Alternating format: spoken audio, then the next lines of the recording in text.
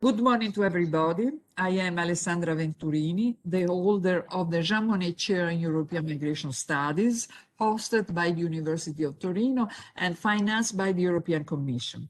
I'm very glad today to introduce the 8th lecture of the Chair Satellite Seminar, Consumption of Cultural Goods as Driver of Migrant Integration. The acronym of the seminar is Cocumint. And we are very happy and glad that Wiebke Sievers has accepted to participate in this series and to deliver the lecture, Can Migrants Speak? Can all other listen?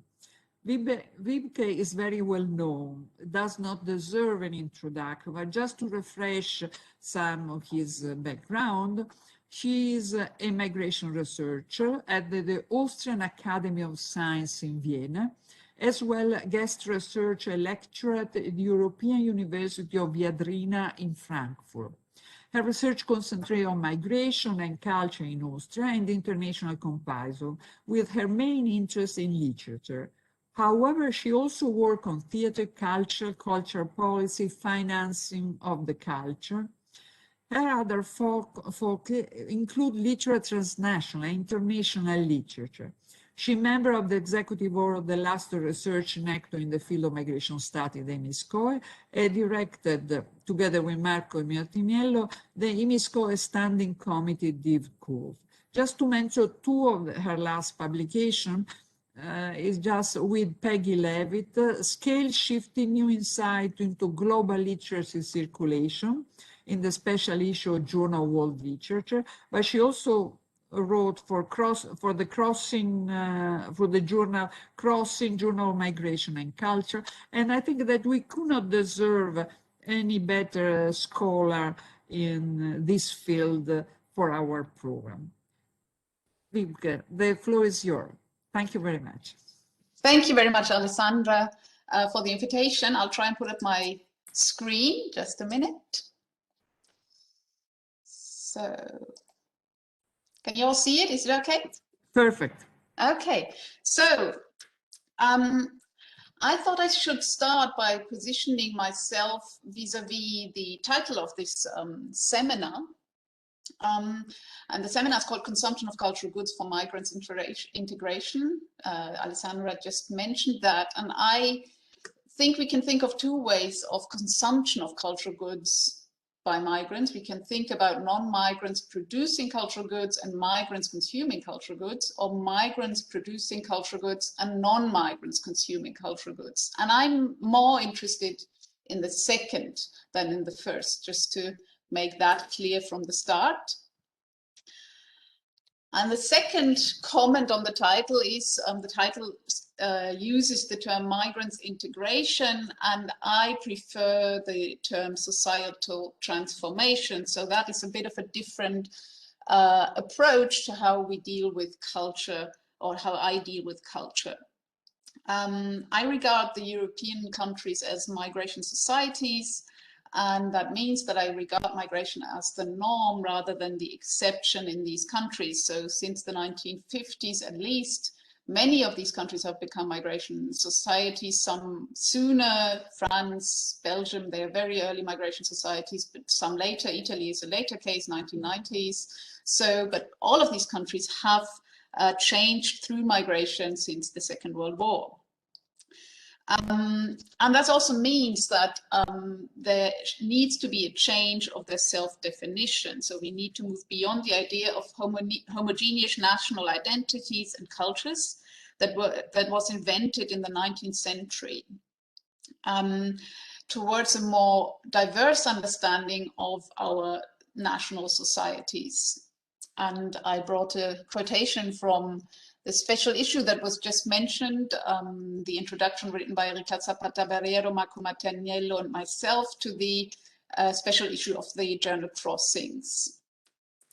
Diversity in this context has two meanings. It describes the fact that Western societies have become more diverse through immigration. This raises the question of how to incorporate the increasing national, linguistic, ethnic, and religious diversity into a cultural heritage assembled to present the alleged homogeneity of these societies. However, diversity may also be the outcome of this process in the sense of a new approach to defining the resulting societies as diverse, with all the effects this may have on different policy levels, including cultural policies and on mainstream cultural institutions. So the way I understand diversity is not only a process that societies have become more diverse through migration in linguistic, ethnic, and religious terms, amongst others. Diversity is also an aim of the change of societies. So it's an approach of defining societies as diverse, as not homogeneous, but as diverse, and in changing the societies accordingly. So this is my understanding of the transformation of European societies, and I believe that culture plays a major role in this transformation process. Now, as I already said, culture plays a role in this transformation process. In my case, it's mainly literature I look at.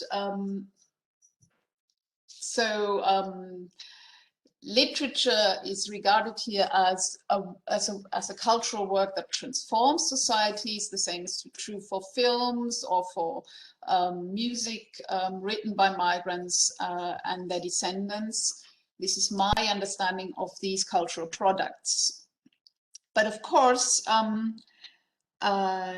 these do not stand for themselves. Literature does not emerge out of the blue or in an empty space. It emerges in a specific context, and this is what I'm particularly interested in. And I've tried to give you a symbolic image of what I'm interested in particular. What you see here is what Bourdieu calls the literary field. So what we have is a migrant producing a literary work, and of course the production itself is not enough for this work to be published, because there are publishers involved who are gatekeepers who may not even publish the work. There are critics involved who may not understand the work or who may be very critical of what he or she is writing. Academics are involved who may overlook the works written by migrants. And all of this takes place, of course, within a larger field of power, as Bourdieu calls it. So that's the political field and the legal field. The political field may be very critical of migrants. We have many European societies where the political right is very strong, Austria included. So they are critical of migrants, mobilizing against migrants to win votes. And it is within this field that migrants write. And also in the legal field, there may be migrants who are not, who are illegalized in the sense of not being allowed to have a legal residence in the country where they live, which makes it even more difficult to become a writer in a specific context. And that's under these circumstances and in this specific context, that is where I ask my questions: can the migrant speak, and can all others listen? Of course, it's quite obvious that I take my cue from Gayatri Spivak, Can the Subaltern Speak? And I assume you all know the essay, an important essay in post-colonial studies. And Spivak comes to the conclusion that the subaltern cannot speak. I mean, she focuses in particular on post-colonial subjects, female post-colonial subjects, who are spoken about in Western colonial countries or in the Western world, but who are not able to speak themselves in this particular context. So she comes to the conclusion the subaltern cannot speak. This is not true for the migrant, and that's quite obvious. I edited together with Sandra Vlasta a book called Immigrant and Ethnic Minority Writers since 1945, and it's a massive book. It looks at 14 contexts where we have writers of migrant origin. It looks at the emergence of this writing in this specific context. It looks at how academia has approached this writing in these contexts. So there is material, there are migrants who speak. It's quite different from what Spivak observed. Nevertheless, there are obstacles and hurdles for migrants to raise their voice in a European context and also in other contexts. And that's what I want to focus on. I have decided to use one example, and I also send you a text that is based on this example. It's the author Vladimir Vertlieb, a Russian who is of Russian Jewish origin and now lives in Austria, or has been living in Austria for a long time. Fertl was born in Leningrad in 1966. His parents were very active in a Zionist movement that was forbidden in the Soviet Union at the time, a movement that tried to get the I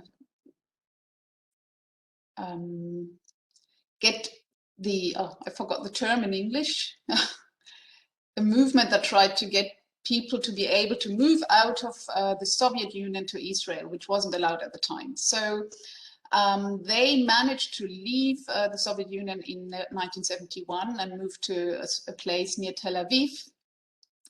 But the family was not happy there and left Israel again within a year and moved to Vienna, only for a few months. Vienna was basically the space via which all these Jews had to travel to come to Israel. There was no direct flight from the Soviet Union to Israel. It was not allowed to travel directly. So Vienna was a place where many of these Jews stayed in between their journeys between Moscow and Israel. So they came to Vienna for a few months, then moved to Rome, because Rome was the place where you could get entry to the United States. When that didn't work, they moved back to Vienna for a few years, only to start again in 1975, to go to Amsterdam in order to go to the United States. Again, it didn't work. They moved back to Israel. Then they came back, moved to Rome, tried again to go to the United States. They came back to Vienna. In 1976, spent 4 years in Austria, then moved to New York and stayed in the United States illegally before they were deported in 1981 to Vienna. So from 1971 to 1981, the family has been constantly on the move. I mean, this was for him the time of early education, first language learning. He learned 3-4 languages within a very short time, and only settled in a country when he was 15 years old. So it's a long, long process of migration. Now, there are many people who feel, or many critics who felt that this must have been an ideal starting point for Fertl to become a writer. All these wonderful experience of traveling in different countries, in different contexts, learning different languages. Many critics regarded that as, you know, an ideal starting point for a writing career. But in fact, and that is what Fertl stated in his personal writing, it has been the beginning of silence. And I call it a habitus of silence because it's something he learned over all these years to fall silent. And he says in an article that he wrote for the Swiss Wochenzeitung in the year 2000, the year when the right-wing Austrian government first came into government. So it was a reaction to this right-wing government that he wrote to this article. He says, "We were foreigners in this country, better be silent, wait and smile. I was told that this was the most sensible and adequate behavior in my position. The less you say, the less you attract attention." So silence was a mechanism of protection in his family, a means of moving below the radar of those in power and thus of facilitating their lives as foreigners abroad. Talking to others involved the dangerous possibility of being recognized as a Jew, an immigrant, someone who is not assimilated or illegal, which in turn could result in verbal abuse, discrimination, or deportation. Remaining silent was an effective strategy for keeping this danger at bay.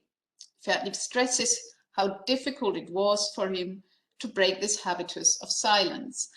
And he stresses that in this article, but he's also stressed this in his literary works, how difficult it is not only for him to break this silence, but for many migrants. He's written a first book published in 1995 called Deportation, that looks at the danger of speech in a context where you are an illegalized migrant and every single word you utter may entail that you have to leave the country. And this is about a little, an adolescent boy who lives in the United States with his parents illegally, and then is asked by immigration officials in an interview to talk about why they are in the country. And it's a real trauma for him, because he feels that he betrayed his family and that it's his fault that they have to leave the country.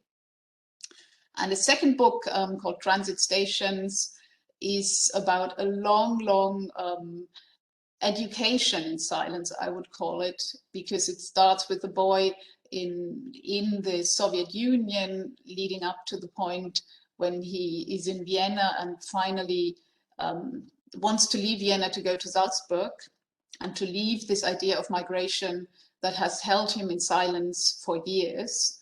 And it's really a long process of learning how to be silent and how to not attract attention.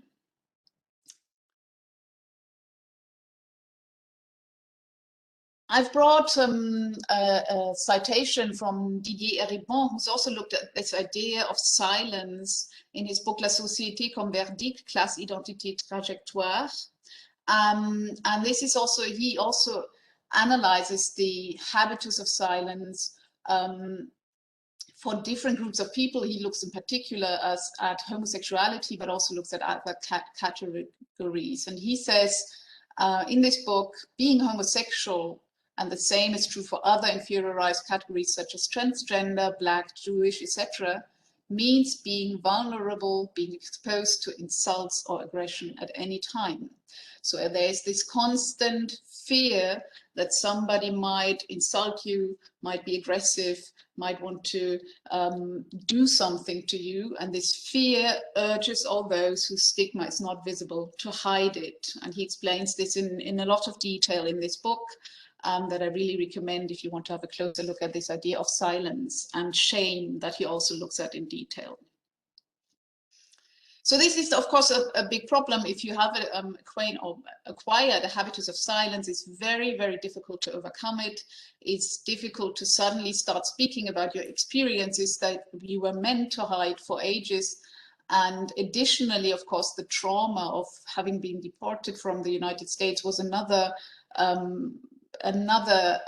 feeling that stopped him from talking about his experiences. But this is not the only condition that stopped Fertli from writing. Apart from the habitus of silence, what is quite important is linguistic exclusion. And Fertli described in an essay how he first tried to publish a literary work, and he went to a publisher and gave her, the name here is Regina, her a text, and she reacted in the following way. Regina did not only criticize the content of my story, but excoriated the linguistic liberties I had taken regarding spelling, grammar, punctuation, and idioms. Since German is not my mother tongue, her pointing out my linguistic shortcomings was quite disillusioning to me. Perhaps it was presumptuous after all that I, as an immigrant, did not want to be an unskilled worker, a taxi driver, or a street sweeper, but a writer, and on top of that, in the language of the natives. Now, the publisher mainly criticizes his language, and he takes this quite, I mean, the text is written in a humorous style, so it's presenting this past experience as something that he doesn't regard as being completely difficult for him. And he doesn't regard the criticism as unfounded, although he feels he may never reach his aim of becoming a writer because of not having been born into the language. However, we can also read this in a different way, because there is linguistic exclusion of immigrants in the sense that they are not regarded as legitimate speakers of the language. If we look at it from this perspective, then the publisher expresses her superiority. She is the one who knows the language, and he, the writer, will never reach her level. She does not even consider that he may be playing with language because she believes that his competence will not allow him to do that. In other words, she does not believe that he can become creative in German because German is not his mother tongue. So it is a very basic idea of exclusion that is expressed in these words that he himself doesn't recognize when we look at the text he wrote, but that you can see behind these words. And this has also been shown to happen in linguistic research. I brought another quotation of that from Maya Angela Smith, who looked at the question, who is a legitimate French speaker, and in particular dealt with Senegalese in France. And she says in this essay, linguistic competence, therefore, is often determined by more than just the ability to use a language. Linguistic competence depends on the ability to prove cultural legitimacy, whether one is a well-known writer or the average immigrant from a former colony.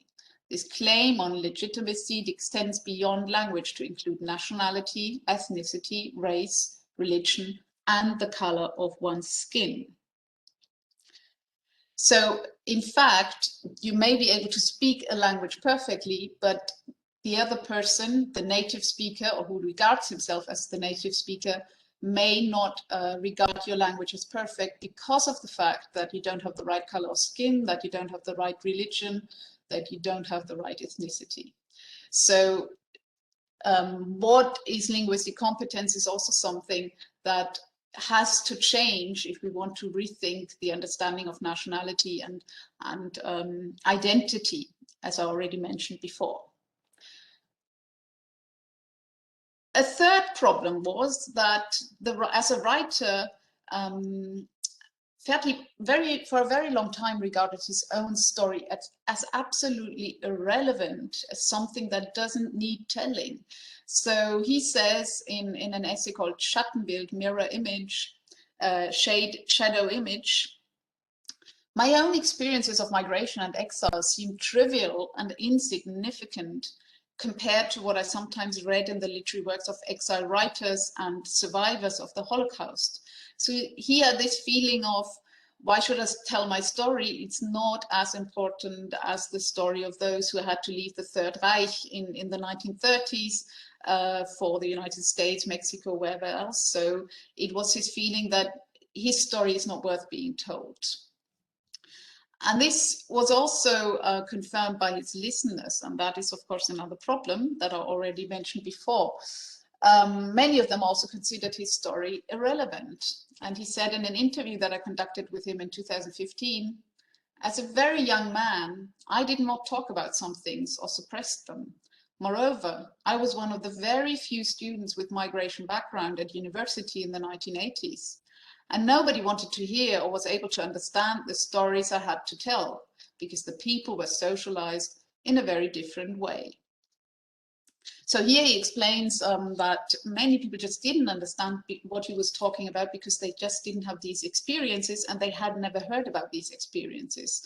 And that's also something he writes about in his books, the two books I already mentioned, Deportation and Transit Stations, but also in a third book called Shimon's Silence. And in all three, you have the protagonist who tries to talk about his experience to different people, and they just do not know how to react to what he has to say because they very often don't understand what he's talking about. Okay. Now, I want to call this an emotional disconnect, and I use René Edulodge here as a guide for this. René Edulodge has written a book, Why I'm Not Longer Talking to White People About Race. It's very famous, and she's talking in the introduction about the fact that people are not listening to her when she's talking about race. White people are not listening to her. And she says, you can see their eyes shut down and harden. It's like treacle is poured into their ears, blocking up their ear canals. It's like they can no longer hear us. Even if they can hear you, they are not really listening. It's like something happens to the words as they leave our mouths and reach their ears. The words hit a barrier of denial and they don't get any further.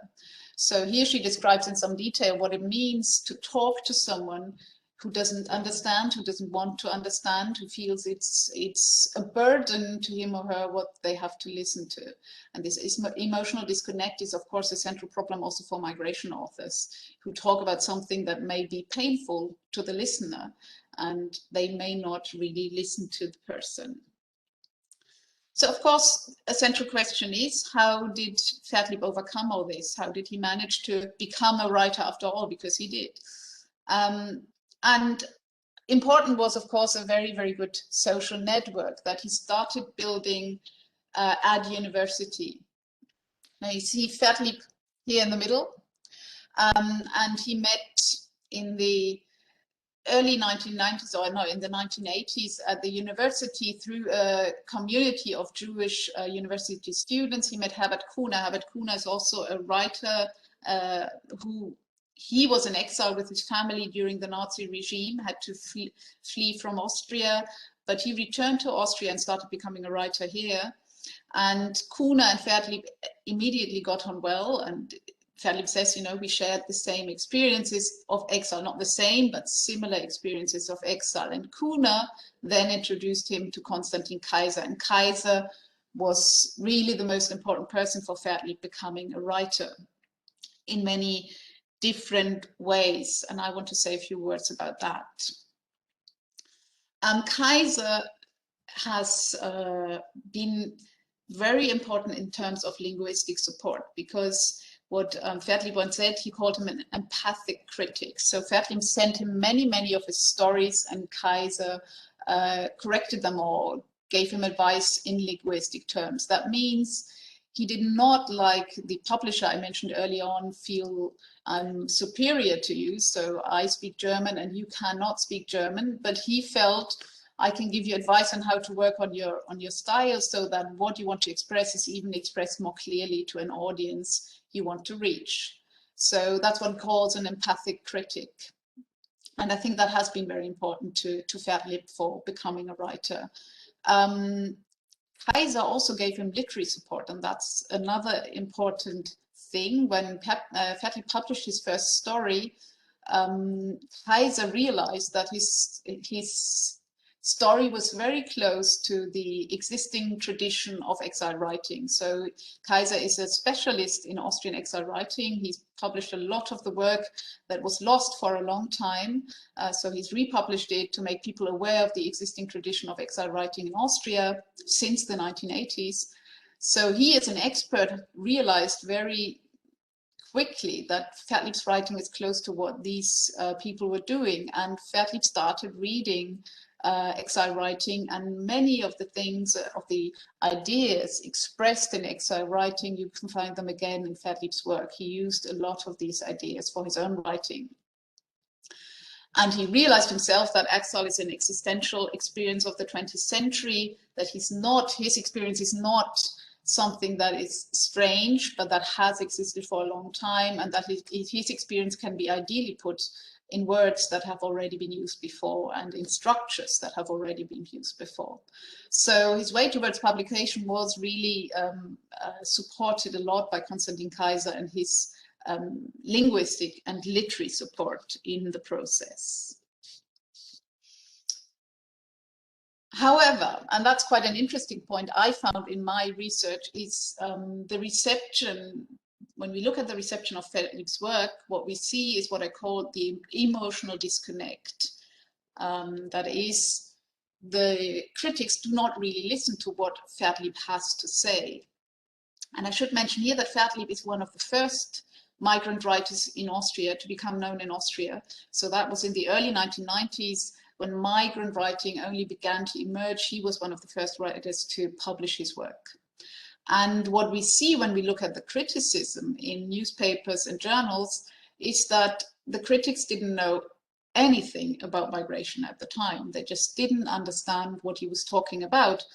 And that mostly shows in the fact that they do not mention that he writes about migration. So he writes a deportation story, and I mean, it's a horrific story of deportation. They even have to go into a prison, so it's not light material. But then what we find when we look at the reception, one critic writes, is happy about the fact that this is not only an immigrant story, and spends most of the time writing about how the family gets on. So he writes about something he understands, family, but does not write about the thing he doesn't understand, the migrant story.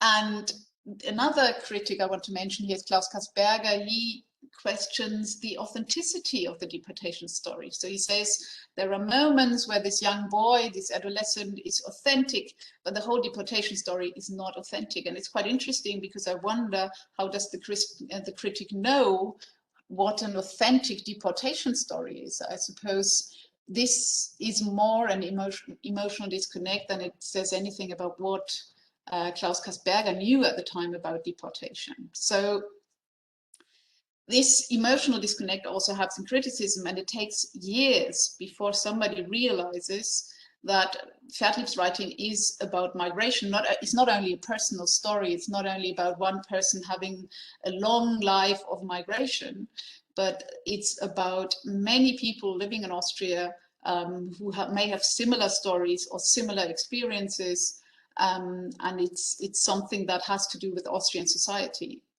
What they have not realized yet is that this is also transformative in the sense of not only being about migration, but being about Austrian society and talking about how this society has to change in order to make space for these migrants. Okay.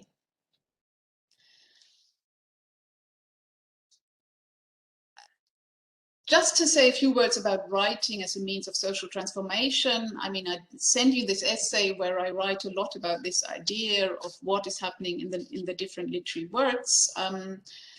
It's in particular in the novel Schimon's Silence, Schimon's Schweigen, that Vertlieb writes about social transformation.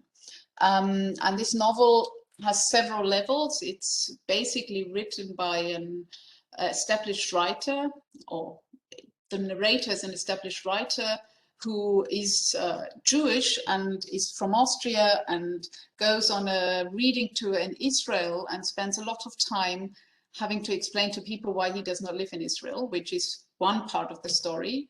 And the second part of the story is what he's reading. He's reading the story of a young boy, his young self, becoming a writer.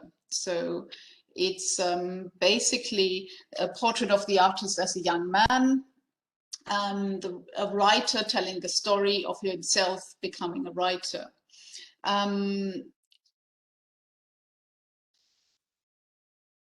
In fact, the story starts, or the young boy for a long time assumes that he can become an Austrian by only making enough of an effort. He feels, you know, if as long as I put enough of an effort in, if I learn the language, if I go and study, if I get a good job, I will be accepted as an Austrian, and that will be fine. So he assumes that making an effort will be enough to become a good Austrian. But in fact, what he has to realize when he is an Austrian citizen, when he has learned the language perfectly, when he has even started to study, that he's still treated as a migrant and not regarded as part of Austrian society.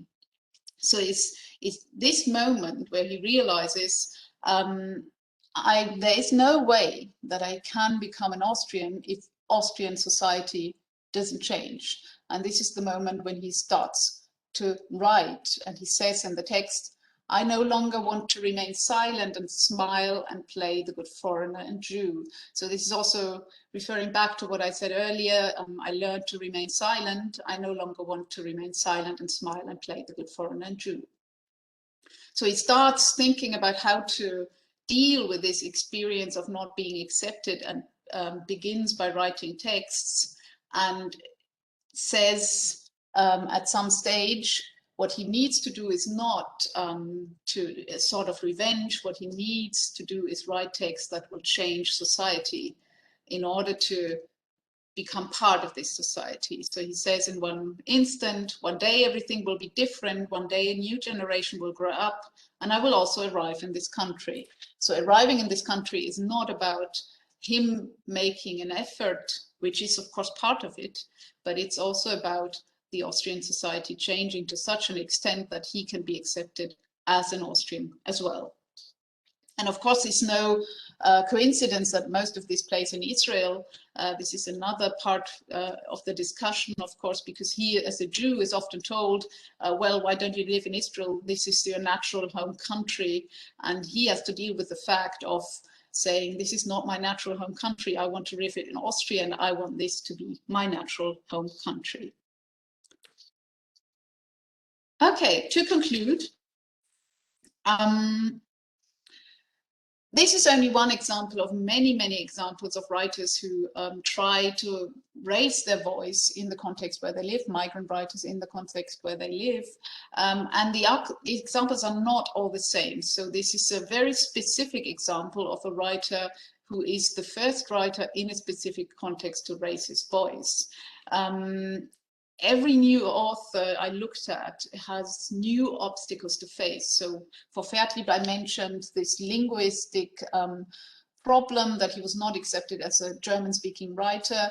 If we look at the next person who followed him, Dimitri Dinev, an important writer in the Austrian context, for him, it was not so much the language that was problematic. That was accepted, but the problem was that he didn't have Austrian citizenship. And in Austria, it's very important to get funding from official institutions to become a writer, because there are not that many readers. So funding from the official institutions is very, very helpful. But of course, since he didn't have citizenship, he wasn't allowed to get funding. And that was one of the problems he had when he tried to become a writer. So the obstacles are not always the same for each writer. But they change because of course, the field also changes all the time. It's not like the field stays the same. With becoming a writer, Konstantin Kaiser, who issues a journal, opened up the journal to immigrants. So immigrants had to have more of an opportunity to publish already after Vertlieb, and things have already changed after Vertlieb became a writer. And I've looked at the process of this change from Vertlieb to I'd say 2010, so Vertlieb is in the early 1990s. Anna Kim, the last author I looked at, is in 2010. And even if you have all these writers already, there are still manifold exclusions in the Austrian literature field. So one of the things that is still not quite normal for migrant writers is if they write in a language other than German. I mean, there are so many writers who now write in Arabic, for example, who came to Austria in 2015. They write in Arabic, they're translated into German, and it's so much more difficult to be accepted as a writer in the Austrian context if you don't write in German. That's one of the manifold exclusions that is still there. The other one is that Austria, of course, is also a guest worker context, so they have received guest workers like Germany from Turkey and former Yugoslavia, and in fact, none of these have become writers. In the German context, you have a large literature that is called guest worker literature. This doesn't exist at all in Austria, and that's a group that is very invisible still. So this is another one of those exclusions we still need to look at. And I'll stop here. Thank you very much. Wiebke, thank you very much. Your lecture was really creating a lot of questions, a lot of demand. Of course, becoming a writer is much more difficult than become an artist which does not use the language, or that is doing something entertaining that is liked by the public. So I think this is a niche where everything is more difficult. But if you are a musician, you are a piano player, you can be loved in Austria all over the world because your way of communication does not use the language, and is also use a type of communication which is extra-national. So that is... First of all, I would like to ask you a question which is always, you see, goods, trade or cultural goods change a lot the culture.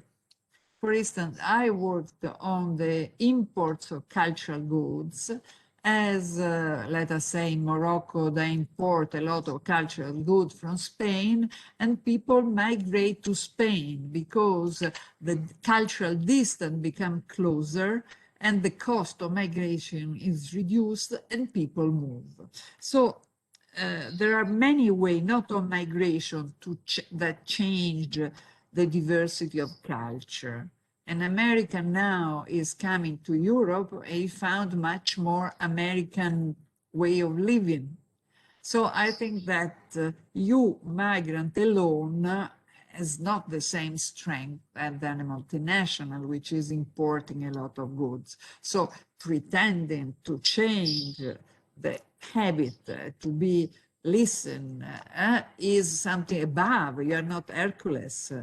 No, you see, you need, you see, there is an I have the feeling that there is a little bit of over expectation that create, which is a psychological problem when you don't have a country of origin, which is a place where you can live. So there are many psychological components of this feeling that you are not, nobody listens to you. For instance, I am from Florence or from La Spezia.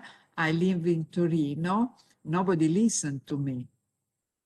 But I don't feel discriminated because I don't think that the culture of Florence is superior to the one of Torino, but because it is a characteristic.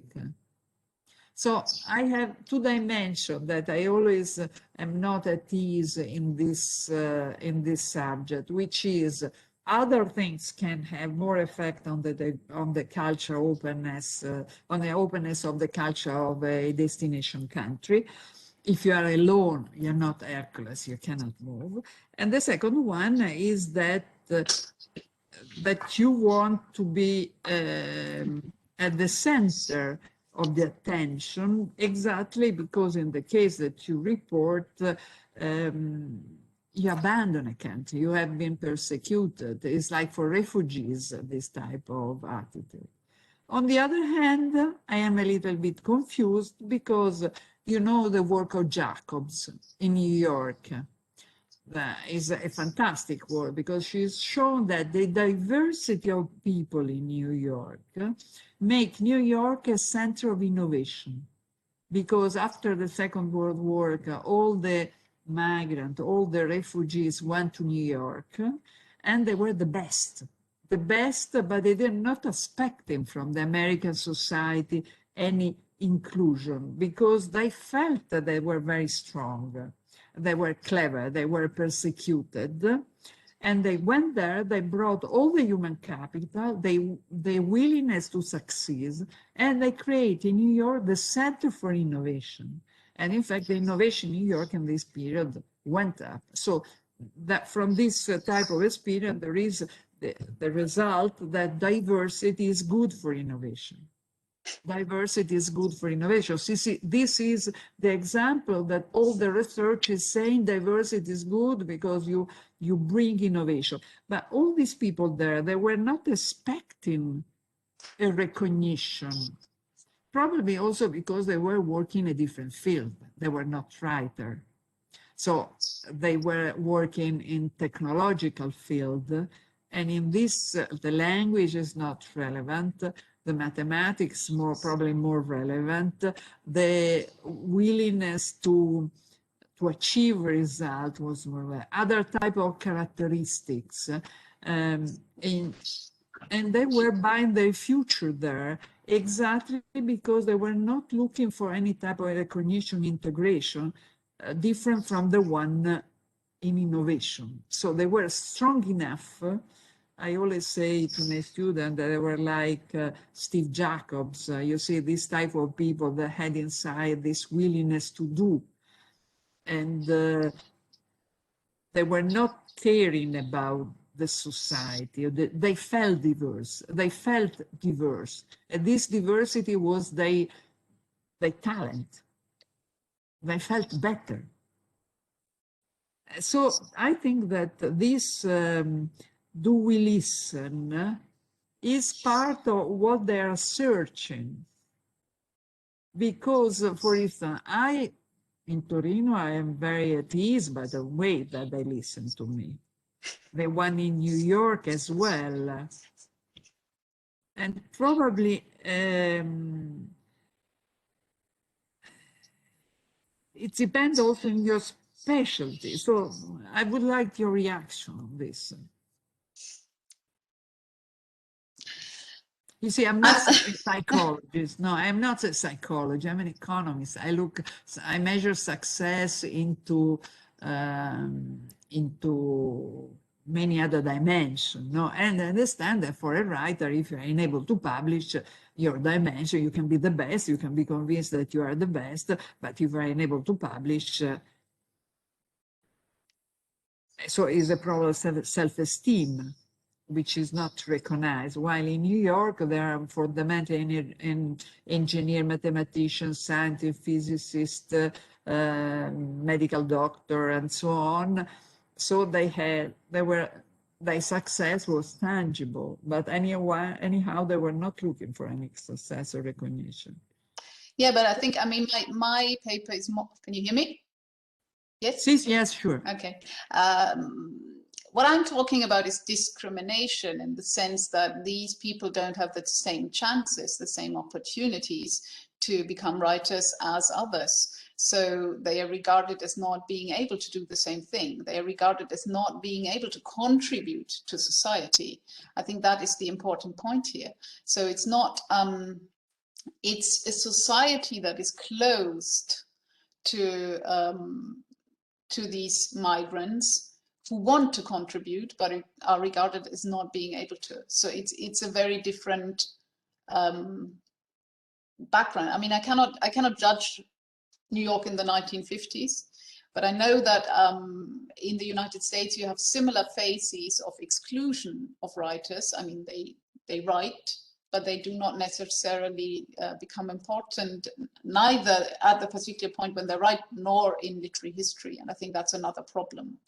But I think very much that in all European contexts, we have this problem of discrimination in literary fields, in cultural fields, and that migrants can have problems of overcoming that, of reaching out with their ideas.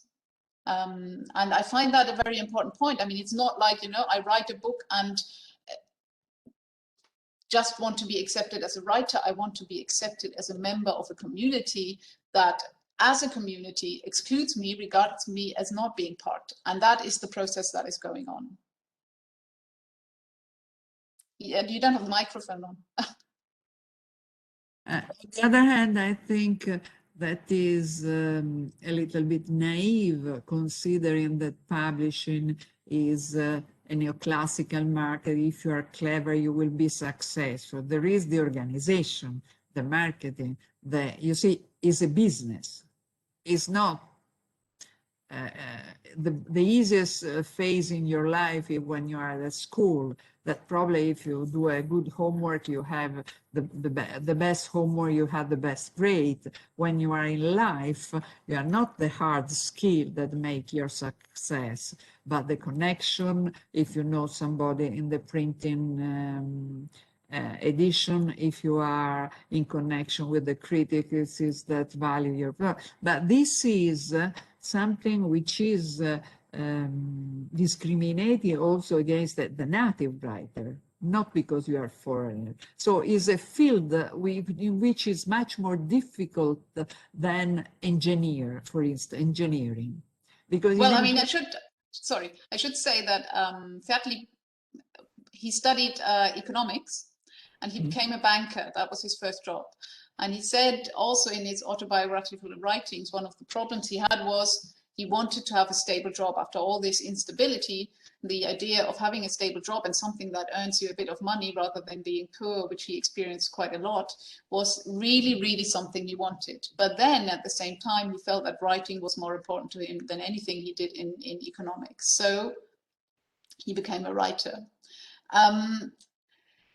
But I don't think you can judge writing by economic standards. I don't think that is what writing is all about. Of course, economics plays a role here. I mean, of course, writing is a field where you have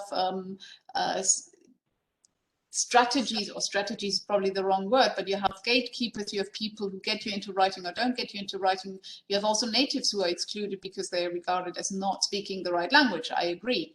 But there are specific exclusionary mechanisms for migrants. That's my point.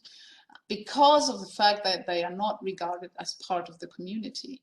And even if you speak the language perfectly, you're regarded as not being perfect or as not being good enough to contribute.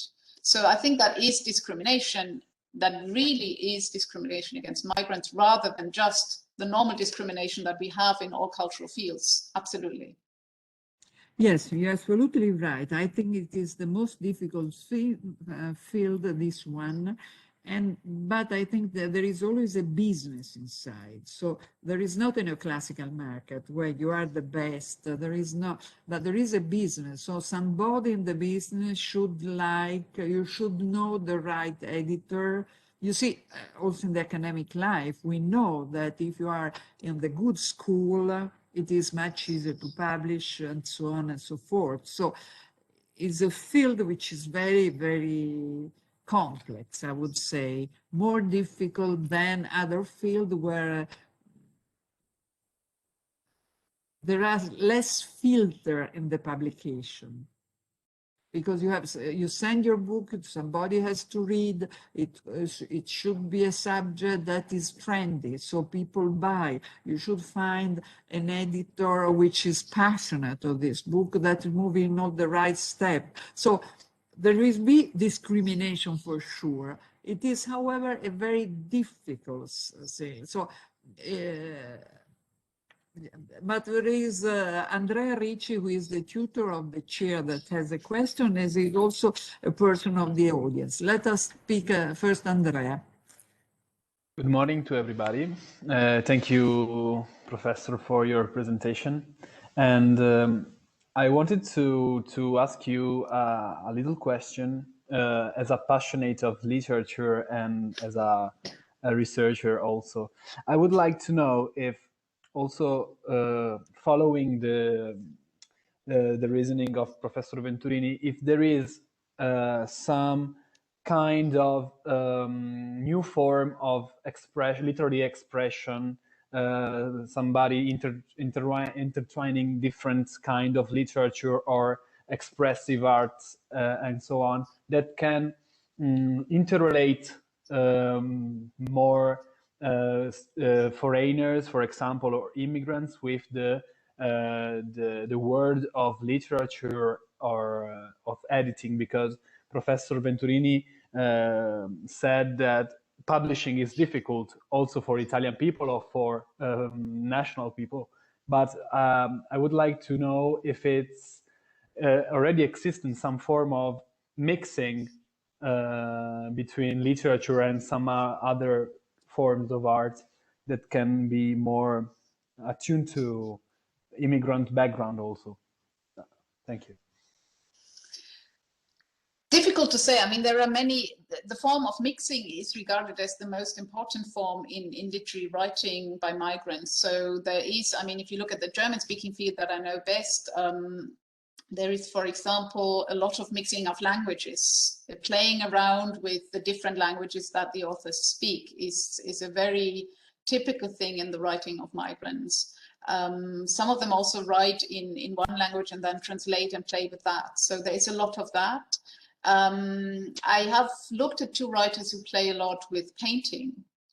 But this doesn't make things easier, I have to say, because they're playing with painting is, of course, even more, sometimes even more abstract than the other writing that I read. So it may even become more difficult for them. But yes, they have entered, I mean, two of them I looked at have entered the literary field in Austria on the upper scale, let's say, on the autonomous scale, as Bourdieu calls it. So their writing is really very, very abstract and difficult to read, but they have managed, both have managed.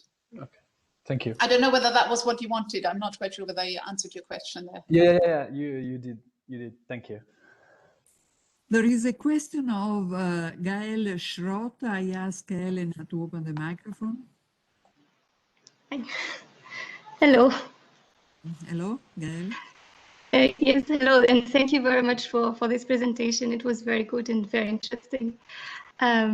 Actually, forgive me if you said it because I missed a bit in the middle, but I feel there is a specific place for migrant narratives and refugee narratives in particular, where there is also an expectation mostly of gratitude, where there's a certain form that is expected.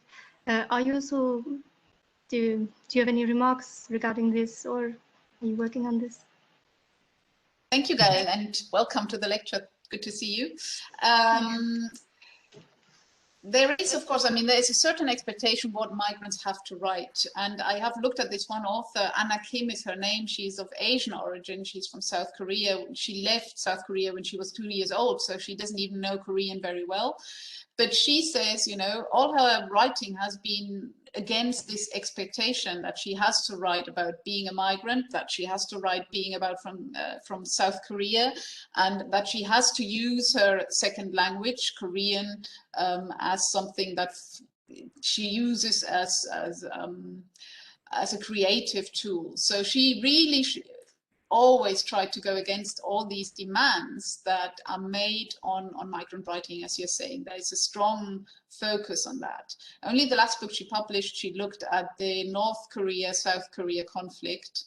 And she said to me in an interview, well, you know, finally I write about Korea, that's what they expect of me. But again, I'm not doing it the way they want me to. So that's how I'm still trying not to give in to the demands. So there is this struggle, I think, that migrants, they are aware of the demands and they struggle with it all the time.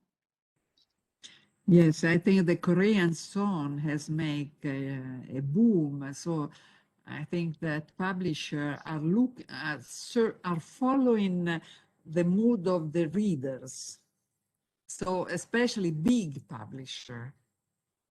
Yeah, I mean, I think you have to differentiate publishers who are the big names, of course, that try to mainly publish for economic good, but there are, of course, smaller publishers who go for a very different literature and very different understanding of literature.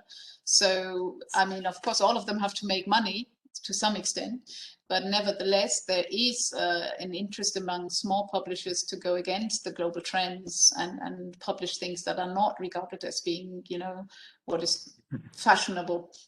Yes, and in fact, also in the arts in general, because if you think about paintings, you have the art, the gallery that discover the artist.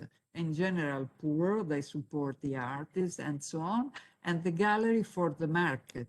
So the first one grow the art, follow the art, they make it grow and they support them, they do this coaching, psychological. When they are good enough, strong enough, they produce enough, they have to pass them to the other gallery system, which is the market gallery, that they launch the art. I think that in the book is the same. So I think for the migrant is to find somebody who is specialized in the field, because if they go immediately to the big market publisher and this market is not in the what is trendy at that moment, there is no way that. But there is also for women. Now being women is better because there has been for so long discrimination that now for any preferential job, if you are women, it is easy to enter. For instance, in business, I'm saying in business. No, if you have to choose men and women, if they are equal, they prefer women because they need a quota of women in the board. They need the quota of women among the employees. And so if you should be lucky to enter exactly in the moment. Otherwise, I mean, that that has also been observed, of course, in the literary field for migrants, that there is this phase where they are excluded and where it's very difficult for them to enter. But then there is a phase where many publishers feel they jump up and they also want to have a migrant in their program. If possible, a women migrant, because they're more trendy than the men migrant. Yeah, absolutely. So I think it's very difficult to mix this type of trend. So you should be lucky to, you should try to arrive in the right moment. And however, as you said, diversity is changing the society. Yeah. But I'm very surprised, and I was discussing this also with Steven Vertovec, even our students with Erasmus, they're going around, so they should know better the world. There are so many nationalistic movements in the country. Of course, also the Green Party are increasing, but there is probably this diversity spirit has changed too rapidly for some groups, because I'm very shocked all the time seeing how conservative can be the policies also in North European country, which always has been the dream of socialist country, openness to migration, open to rights, open to women, and they always try to have the integration policy of migrants designed to cultural integration. For instance, in Sweden, I'm not speaking about Denmark, but in Sweden, which is still an open country, they try to make also asylum seeker transit immediately to the labor market, especially women, because the society has 89% of the women working in the labor market. So it's not an economic problem, it's a cultural problem. They want to make people adjusting to their value, to the fact that women enter in the labor market. So this transition, we always speak about cultural integration, economic integration. In this case, the cultural policy is not an economic policy. Absolutely. Yeah. But I think, I mean, integration is often thought in cultural terms, isn't it? I mean, at least in Austrian policies, it's the same, that they very often think integration as a form of adapting to the norms of the Austrian society. And we don't know what these norms are, but then they invent the norms. Yes. And suddenly, you know, you have to adapt in the way of saying you shouldn't have more than 2 kids, and you should believe in feminist ideas or emancipation at least. But there's a lot of criticism of all this, of course, because if you look at Austrian society, women are still not paid well compared to men, etc. So the norms that are demanded of migrants as forms of integration are very often not norms in the society that demands these norms. So there are a lot of problems with the concept of integration as it is used. The concept of integration is this empty box that is dressed every time with different color according to the politician with the idea. However, I think that the integration is like, as Pistoletto was saying, you need a third paradigm. You have them, and you have a new system which integrate both. You have them and us, and you need a conjunction. So nobody can remain as they were. Yeah. The migrant, so the enclave should be the idea of an enclave where you reproduce Little Italy, Chinatown in New York. It should not exist anymore. But there are many researchers who basically say, you know, there are so many instances in society that have already changed toward being more diverse. And we should look at those examples there, you know, look at universities they are diverse, look at schools. I mean, they're very diverse. So why do we always look at, you know, as if these people were living apart in 2 worlds? They live in one world. So there is one world.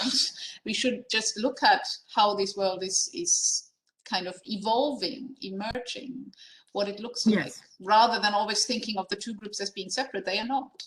No, absolutely. The interaction is taking place every day, directly with contact theory direct, or indirect contact theory, contact with the culture of the other all the time, and so on. However, I'm impressed by the Danish policies that you know very well.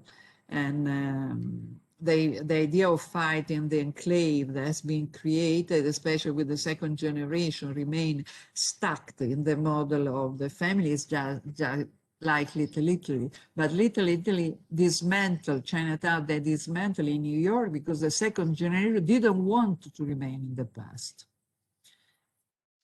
They didn't want to speak Italian dialect. They want to become American. Yeah. So I think that is also the model of the country destination that should be attractive. Yeah, but it's also, I mean, if you have enclaves, very often because integration doesn't work, in the sense of, even if you try to become part of society, there is some non-acceptance that leads people towards saying, you know, why should I want to interact with Austrians who don't want to accept me? So it's Yes, returning as well. Little Italy was not like that. No. Was not But like that. here in Vienna, for example, what they observe is that there was not that much of enclaves existing, but it's growing. It's growing for reasons of people withdrawing, but also for reasons of money. It's very expensive to get a place to live, so you go to the cheap places, and this has really become worse over the last years, not necessarily because people want to live in these enclaves, but there's no other option. Yes, sure. In this case, you should use a dispersed policy, build popular houses around, up and down, in this way to favor the dispersion, because what I experimented with my research is that empirical research is that the size of the diaspora abroad, the community, has a negative effect on integration, because you have less contact with the societal destination. This is automatically that you do the same job that the people of your community are doing, and so on.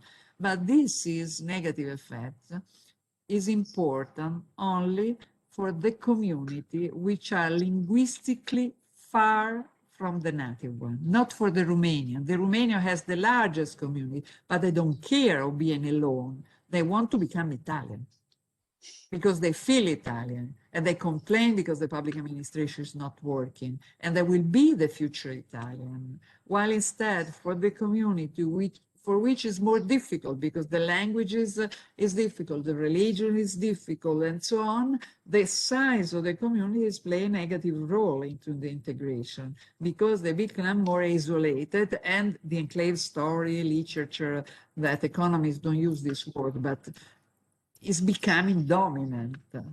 So, and they feel exclusion, participation, we don't know which is starting first, the exclusion by the native, the lack of participation, they create their own unit of reference, cultural units, which are not open from outside. So you have to enter exactly, try to bring there in their community, in their association, the theater, the museum, to try to annacquare, to put water on the characteristic, to reduce the enclave dimension, no?